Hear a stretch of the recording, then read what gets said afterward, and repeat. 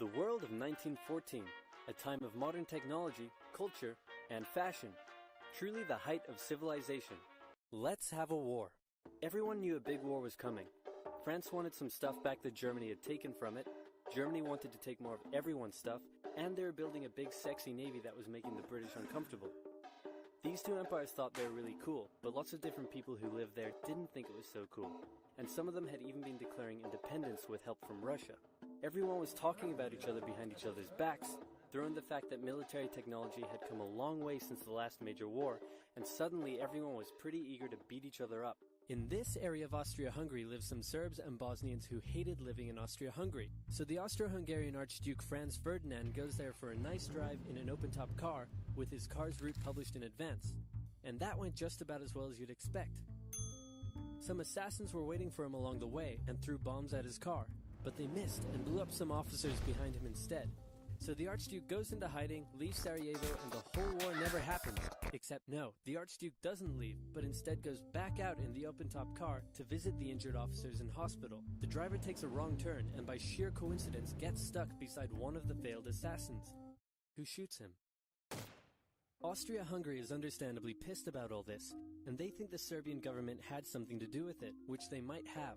So they go to their ally Germany and say, "Hey Germany, we're going to declare war on Serbia," and Germany is all for that. So Austria-Hungary send a big list of impossible demands to Serbia, and when Serbia refuses, they declare war.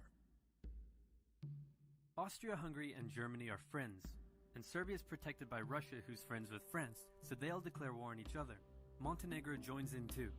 France and Britain also have a kind of alliance, so when France says, "Hey Britain, you got my back?" Britain is like, maybe. And then they decide to stay out of it, which is great for Germany because Germany has a plan. They know that Russia is so big and clumsy that it will take them a while to get ready for war. So with this guy in charge, Germany will send all its troops into France at lightning speed while Russia's getting ready, defeat France, then move all the troops to Russia and defeat Russia, and then we all speak German and eat Pfefferpottast every day. Just one problem. France has loads of forts and defenses along its German border, and Germany can't waste any time fighting them, so Germany decides to go around them, through Belgium. Belgium is neutral, but Germany wants to march 750,000 troops through it to get around France's defenses. They're hoping Belgium will just kind of sit down and shut up, but they don't. They fight back, and they're pretty good too, so they slow the Germans down. What's worse is that Britain shows up, and they're pretty pissed that Germany's invading neutral countries. So now Britain declares war on Germany. So Germany push on through Belgium and commit some atrocities along the way. They also wear spikes and sometimes skulls on their uniform. So if you're trying to not look like the bad guys, good job. The Allies have a propaganda extravaganza, and this starts having an influence around the world, notably in America. The US President Woodrow Wilson sees himself as a bit of a Jesus figure and spends most of the war trying to get everyone to just hug it out. But there's also a large population of ethnic Germans living in the United States, and when the war first broke out, they were like, "Yay, Germany!" But now that they're committing atrocities in Belgium, they're less enthusiastic. Let's play Spot the French Soldier. Did you see him? Easy, right? He's wearing a bright blue uniform with red trousers. And do you know who else spotted him easily too? The Germans. So when the French were slowly marching in columns through the countryside, the Germans easily tore them to shreds with their giant guns. All the nations involved in this war went in with an old-school war mentality, and all of them had to update their uniforms and tactics a lot during the Great War. Because this war was going to be like nothing anyone had ever seen before. Russia's ready for war, and way earlier than expected. Hey Austria-Hungary, can you get on top of that? Oh yeah, sure, we've got this. Nope. So Germany has to send some troops back to the east to defend against the Russians. The chief of staff of the Austro-Hungarian army is this guy, and although he is handsome, he turns out not to be the best military strategist. Austria-Hungary constantly ignores Germany's advice, and then comes running back to Germany whenever they get in trouble.